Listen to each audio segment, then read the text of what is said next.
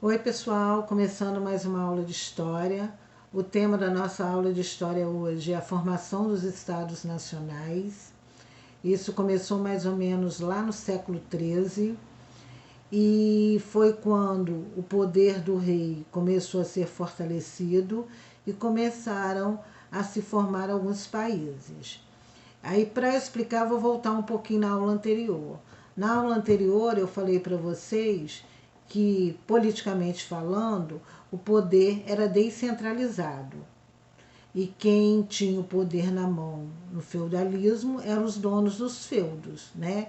Cada feudo tinha sua moeda, cada feudo tinha suas leis, cada feudo tinha seus impostos, cada feudo tinha o seu exército. E quem mandava no feudo era o próprio dono, o senhor feudal, ok? Quando chega no século XI, o feudalismo começa a entrar em crise. E dois fatores que eu coloquei para vocês foram: o primeiro, a explosão demográfica, né? O número da população europeia duplicou nessa época, e isso prejudicou bastante o feudalismo. Por quê? Porque dentro dos feudos já não supria a necessidade básica daquela população, né? Tinha um número X de população, esse número duplicou, então começou a haver falta de alimentação, falta de trabalho. E o que as pessoas fazem? Migram do campo para a cidade. E quando essas pessoas migram do campo para a cidade, vai acontecer o quê? O renascimento urbano, o renascimento das cidades, e vai acontecer também o renascimento comercial, tá? Lembrando que durante o feudalismo, a maioria das pessoas moravam no campo e a principal atividade econômica era a agricultura. E o que media a riqueza das pessoas era a terra. Mas com a crise do feudalismo, as pessoas migrando para a cidade, o comércio renascendo, as cidades renascendo, isso provoca uma grande, afeta muito o feudalismo. O outro fator que contribui para a crise do feudalismo, que eu falei também na aula anterior, foi a peste negra, que matou um terço da população europeia. E aí começa o quê? Faltar mão de obra para trabalhar no campo. E nesse contexto, como eu falei, surgiu essa classe social, a burguesia. Então, a burguesia, para os negócios da burguesia, era complicado vender as coisas no feudo, porque ia no feudo X, a moeda era uma. Se fosse para os feudo Y, era uma outra moeda, era uma outra lei. Então, isso dificultava o negócio da burguesia.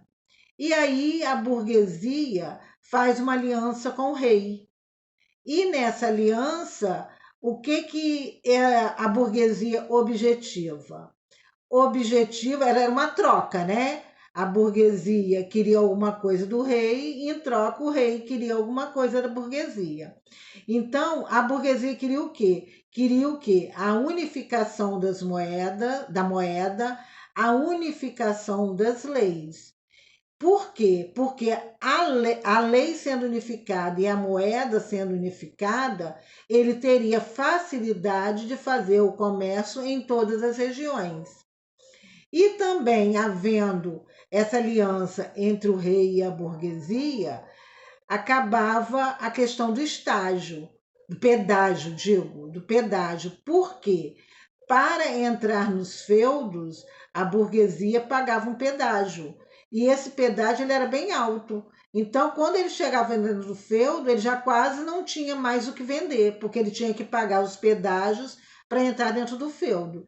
Então, a burguesia começou a querer o quê? A unificar tudo, porque unificando em todo o território que ele fosse ali na região, seria a mesma moeda, seria a mesma lei, seria o mesmo tipo de impostos.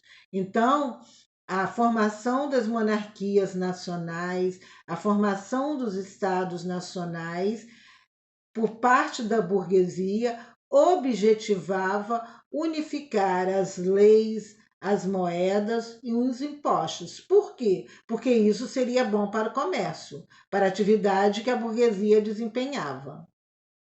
E dando uma definição para a monarquia nacional, o que seria a monarquia? Monarquia é rei, tá?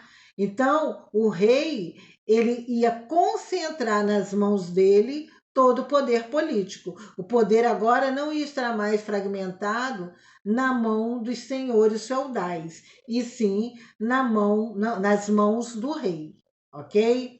E essa formação das monarquias nacionais começam a surgir alguns países que a gente vai ver na aula seguinte, que é a formação de Portugal, a formação da França, da Inglaterra, da Espanha e por aí vai. Eu agora vou falar para vocês aqui, eu vou ler aqui para eu não esquecer de nenhum detalhe, das principais características das monarquias nacionais. Lembrando que monarquia é porque tem um rei no poder, tá? Poder político centralizado nas mãos dos monarcas. Então, volto a dizer, o poder político agora não está nas mãos dos senhores feudais. O poder político está na mão do rei. Segunda característica, idioma comum, né? Porque no feudo, cada feudo tinha um idioma. Então, foi unificado. Todos daquela região, daquele estado nacional, daquele país, iam falar o mesmo idioma. Território definido, né? Eu falei que antes eram feudos, agora com a formação dos estados nacionais, ia ter os limites no território, né? O conceito de fronteiras nacionais. A soberania do rei, o país ia ter um exército nacional, de defesa de interesses daquela nação, daquele país. Os impostos, pesos, medidas seriam definidos e mantidos pelo rei, ok? E aí, na aula seguinte, a gente vai começar a falar da formação das monarquias ibéricas, primeiramente, de Portugal e Espanha, tá ok? Então, até a próxima aula.